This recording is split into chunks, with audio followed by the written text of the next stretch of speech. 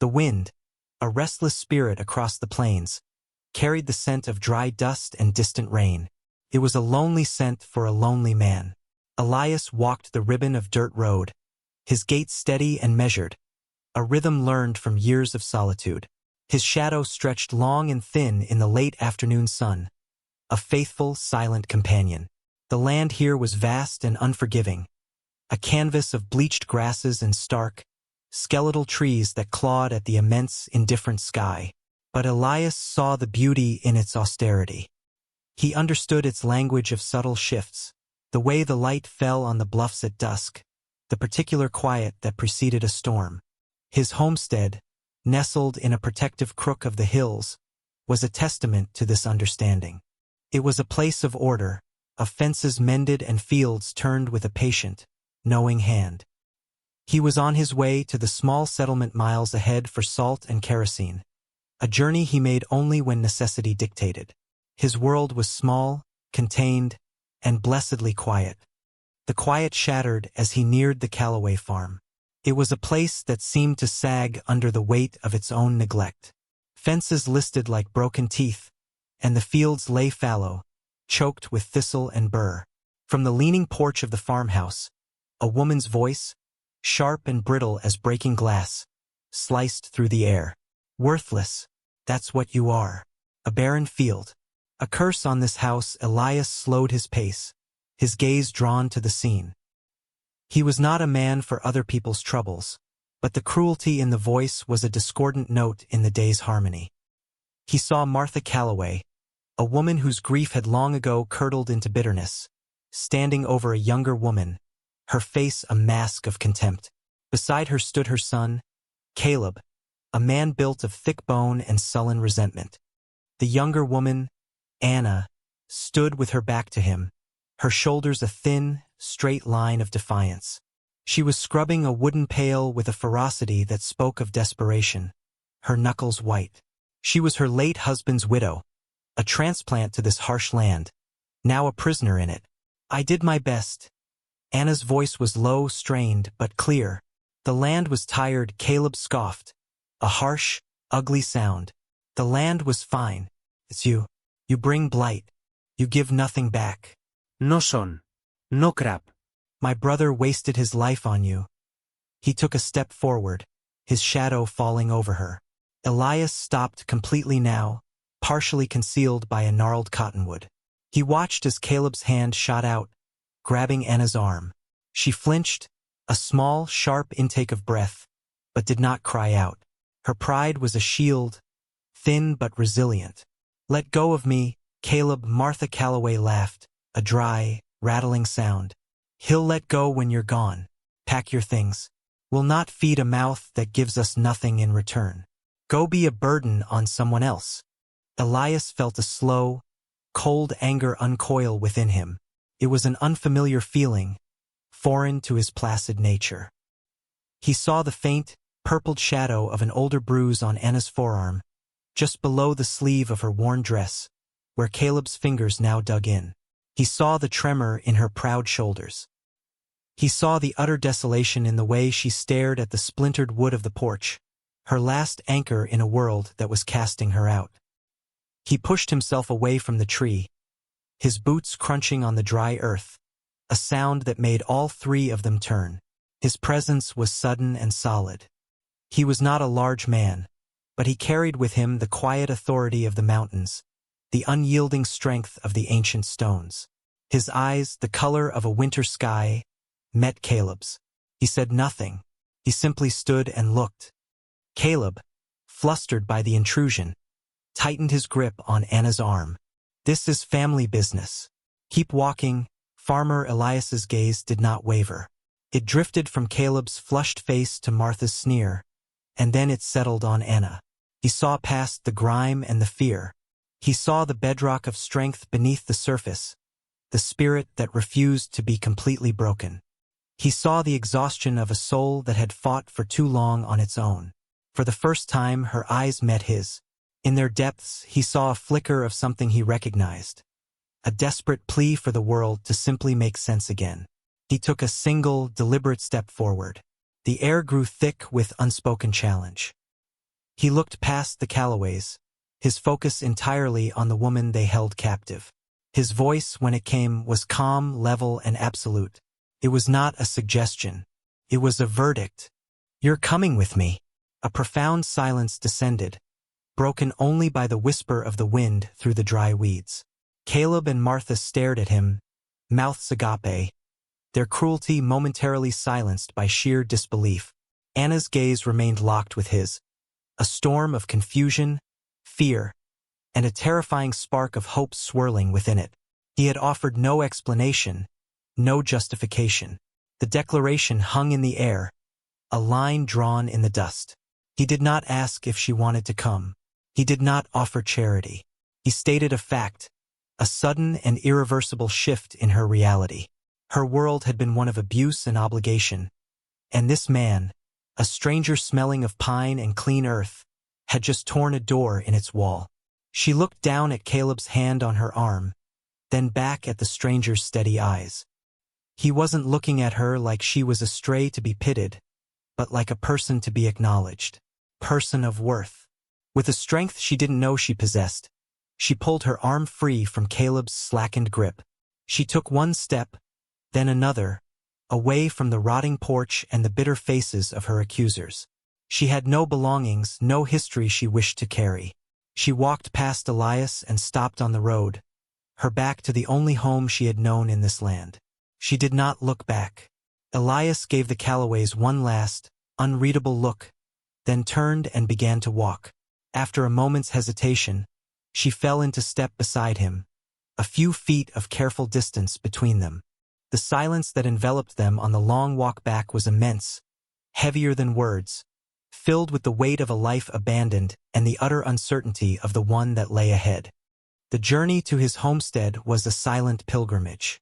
The sun bled across the horizon, painting the clouds in hues of bruised purple and soft rose, but neither of them looked up. Anna kept her eyes on the ground, her focus narrowed to the rhythmic scuff of her worn shoes against the dirt. Elias walked beside her, his presence a quiet, solid fact. He did not try to fill the silence. He seemed to understand that it was a necessary space, a fallow field where the shock of the afternoon could settle. When they finally crested the last hill, his homestead came into view. It was not a farm, but a small, defiant pocket of order carved into the wild land. A cabin of dark, sturdy logs sat nestled against a stand of aspen, smoke curling from its stone chimney in a thin, welcoming plume. A neat vegetable garden, its rows straight and true, was protected by a well-mended fence. Firewood was stacked in a perfect cord against the cabin wall. It was a place that spoke of purpose and care. It was the complete antithesis of the Callaway farm's decay. He led her not to the main door, but to a smaller one at the side of the cabin. It opened into a small, simple room. It held a narrow bed with a clean, patched quilt, a small wooden crate for a table, and a single window that looked out onto the whispering aspen grove. The air inside smelled of dried lavender and cedar. It was a room that had been waiting, though for whom, it was impossible to say. "This is your room," Elias said. His words were plain, direct. He placed a fresh bar of lye soap and a folded linen towel on the crate. He then led her back outside to the hand pump well. He worked the handle until cool, clear water gushed into the basin. "The well is fresh," he stated, then pointed towards the main cabin door. "There is bread and stew on the hearth. Eat when you are hungry." He did not wait for a reply. He simply nodded once, a gesture of completion, and walked away toward a small shed that leaned against the far side of the property, leaving her alone in the deepening twilight. Anna stood by the well, the cold iron of the pump handle under her hand, and for the first time since leaving the Callaway farm, she let out a breath she hadn't realized she was holding. It shuddered out of her, a fragile, uncertain thing. The first days passed in a shared, unspoken rhythm. They were two solitary planets orbiting the same quiet sun. He would rise before dawn, his movements quiet and deliberate as he stoked the fire and went about his chores. She would emerge later, her face scrubbed clean, her hair neatly braided, and find a piece of bread and a cup of chicory left for her on the main table. She began to work without being asked. It was an instinct, a need to root herself, to prove she was not the burden she had been named. She started in the garden, her fingers at first clumsy, learning the feel of the soil. She weeded with a meticulous care, her movements slow and focused. She collected eggs from the small chicken coop, her presence gentle enough that the hens barely fluttered. She washed their plates and mended a tear in one of his work shirts, her stitches small and even. Elias observed her industry from a distance. He worked in his shed, the scent of fresh-cut pine shavings clinging to him, the scrape of his plane and the tap of his hammer a steady, percussive backdrop to their days. He never told her what to do, nor did he praise her for what she did. He simply accepted her presence, her contributions woven seamlessly into the fabric of his life. One afternoon, she was struggling to move a heavy sack of feed.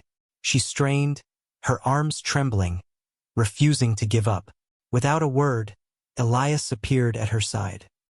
He took the sack from her, lifting it with an ease that was almost startling, and set it in its proper place. For a brief moment, they stood close, the air between them charged with a sudden awareness.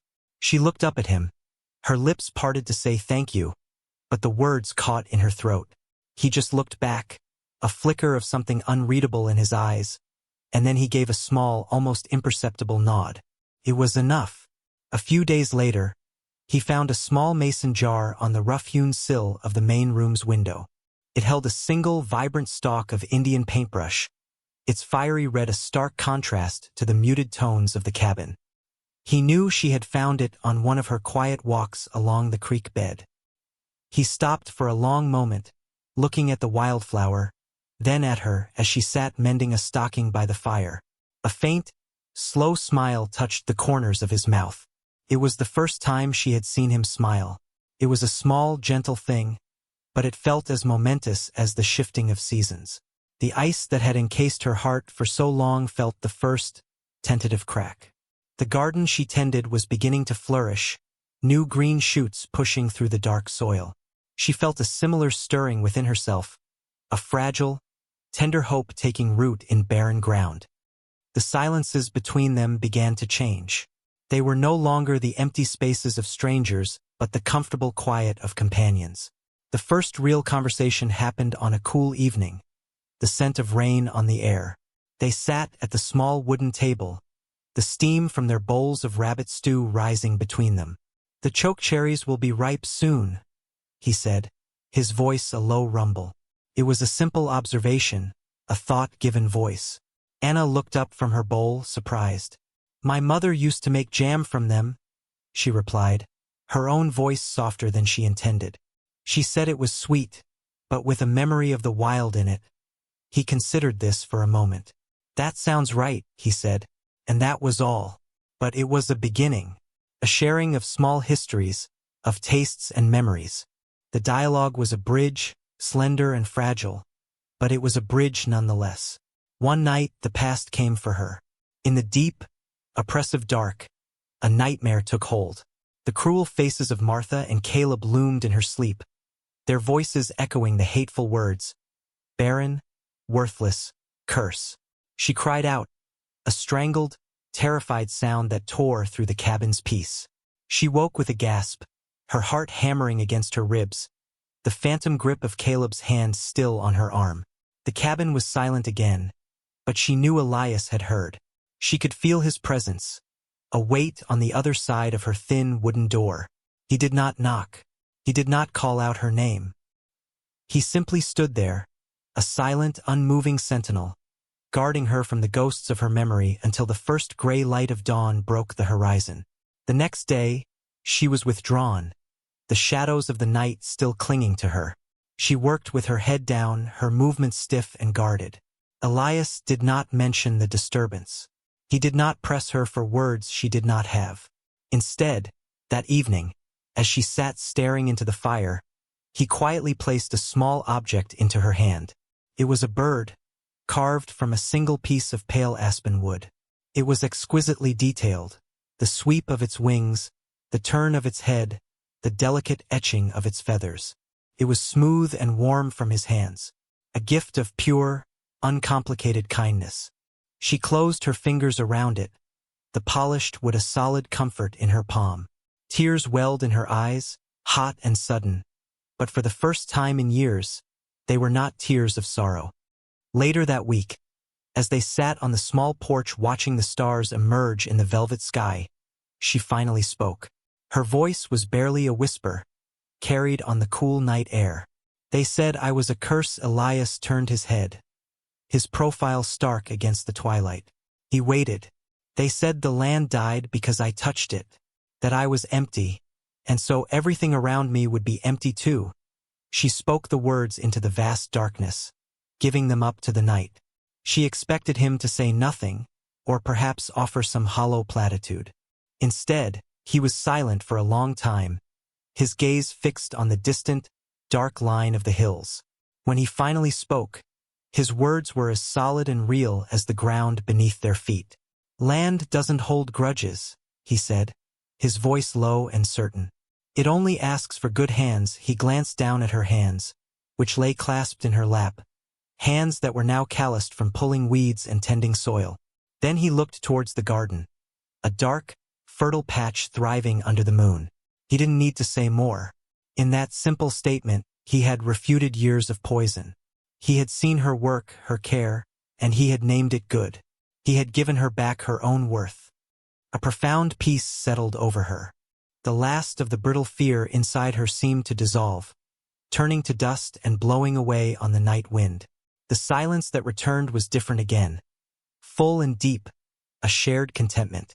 She looked at him, truly looked at him, not as a rescuer or a keeper, but as Elias, a quiet, honorable man who had seen her at her most broken and had simply made space for her to heal. He met her gaze, and in his eyes, she saw not pity, but a deep and unwavering respect, a nascent affection that had grown as slowly and surely as the seeds in their garden. Tentatively, hesitantly, she reached out and rested her hand on his. His skin was rough, calloused from work, but his touch was gentle as he turned his hand over and laced his fingers through hers. It was not a gesture of passion, but of promise, an unspoken acknowledgement of a bond forged in silence, work, and mutual esteem, the beginning of a new chapter, written not in the ink of obligation, but in the quiet language of two souls finding sanctuary in one another. The camera pulls back slowly, leaving the two of them on the porch, their hands clasped together. It rises higher, showing the small, sturdy cabin, the thriving garden, the orderly woodpile, a small island of light and life, a shared world held safely in the vast, dark, and silent plains.